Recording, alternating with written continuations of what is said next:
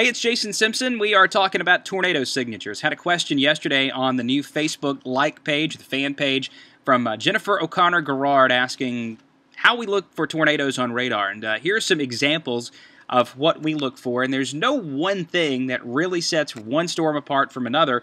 Each of them are individual. They have unique signatures, but there are some key characteristics that can help you identify where a tornado could be developing. Now, some of them are obvious. This is a screenshot taken from April 27th from our severe weather coverage. Of course, there's James in the middle of the picture. His right hand, the hand in the upper part of the image, is pointing toward Barry. That's in Fayette County. Barry's underneath the downdraft part of the thunderstorm where rain and hail and gusty winds are happening. But his left hand is pointing toward a debris ball, or sometimes called a tornado debris signature. In this case, we were fairly certain there was a tornado on the ground because of that bright ball of reflectivity that shows up on the far southern edge of the storm, that encircled area. We often refer to a hook echo, and the hook is the entire shape of the storm. Notice from James's right hand down to his left how the storm tends to curl back in toward that debris ball. That's what a hook echo is. It actually shows up like a hook. Now, the other image that you can see from this is a velocity display, and we look at velocity from various radars, and it's relative to the position of that particular radar. So in this case, looking at the storm moving out of Tuscaloosa County toward Fayette County, the one that was south of Barry, James is not actually pointing toward the couplet. The couplet is the spot where we have the arrows highlighted there. Inbound velocities, that's wind headed toward the Columbus, Mississippi NEXRAD, which is technically up at Greenwood Springs. That's why it's called GWX, Greenwood Springs Radar, up in Monroe County, Mississippi. So you've got inbound velocity right next to outbound velocity, and when they're very tight like that, and you see something in the reflectivity like the hook echo or some kind of bow echo or a comma head, which we'll get to in a second, you get the idea. There's probably a good tornado within that, and it could be sizable like the one on that day.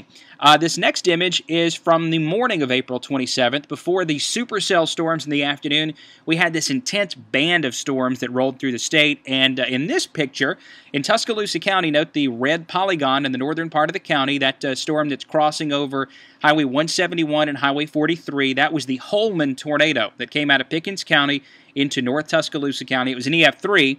We detected it on radar, tracked it pretty well. There was another storm in southern Tuscaloosa County. Note that little notch that's coming up on Foster's on I-2059 just north of Moundville. That was a storm that produced an EF3 tornado in Coaling just a few minutes after this radar image was taken. There was no tornado warning for Coaling because we just couldn't see the circulation in the radar, couldn't see the tornadic signature in the radar well enough to know that the tornado was developing right over the city of Coaling. Now, we got the warning as it approached Cottondale, then crossed the interstate close to the Mercedes plant, but it was just a little too late when it came to trying to find that particular one. So when they're embedded in a line, it's a whole lot harder to see, but you can still see some of the reflectivity. As that Holman tornado kept moving northeast, we had additional circulations developing on the line, and there, of course, I am in the image. And what you see there between Oakman and the Warrior River, Oakman and West Jefferson, the circled areas where we had velocity indicating a very tight rotation that produced a tornado, an EF3, in Cordova that morning. So that kept moving northeast right toward the word Cordova on the map. The velocity display was really all we had. There was no hook echo. There was no distinct bow to that. It was simply a circulation along the line, and those are almost impossible to detect. Okay, the last image that I want to show you, a comma head feature that produced multiple tornadoes in Cullman and Marshall counties on the morning of the 27th. And the reason this doesn't look as crisp and clean as the other images is because when the storms passed over Hoover on the 27th, we lost internet, cable, electricity, so we ended up having to use a program called Radar Scope, which was on one of the Mac computers in the office. That comma head feature was in Cullman County. It produced a number of funnels within one path area from Cold Springs to Hanceville to Holly Pond, and then up into Marshall County. Eventually, some of those crossed over Lake Gunnersville. So what you see there, the circled area is the northeast edge of Cullman, northern part of Blount, and far southern Marshall County. And you notice how you seem to have a little hook echo there with some low reflectivity right in the middle of the image. But that's not a classic indication of large, violent tornadoes. And in this case, it looked like EF0, EF1 damage for most of the way. And the National Weather Service in Huntsville ended up rating this an EF1 tornado. So there was not a real distinct velocity pattern with this, but with the comma head feature, we had a good idea that there was probably at least one tornado there, but in this case, we believe there were multiple tornadoes under one part of a thunderstorm called a comma hit.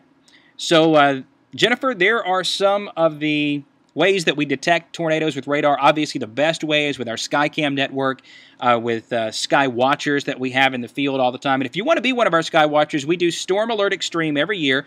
It's Sky Watcher training held at the BJCC in conjunction with the Alabama International Auto Show. That's usually in November. We don't know the exact date or time on it just yet, but as soon as we do, we'll announce that on the blog at alabamatwx.com, and I'm sure we'll have something on TV about it as well on ABC 3340. So, there you have it. There's an answer to a question, and if you have a question you'd like me to answer, I can either do it on Facebook, or if I need to, we can do it video to make it a little bit easier to understand. So thanks a lot for watching, and hope you have a great day. God bless.